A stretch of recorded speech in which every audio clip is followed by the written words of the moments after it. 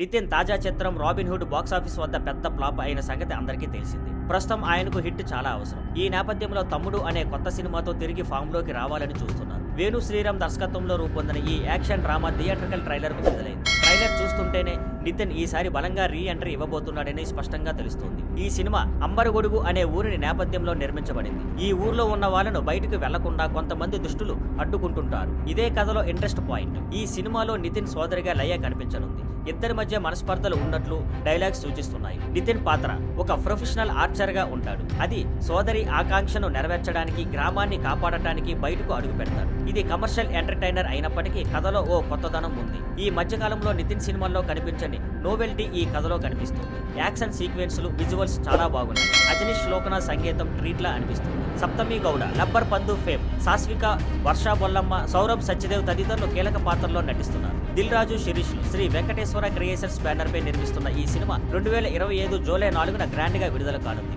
Thank you for watching. Please like, share and subscribe.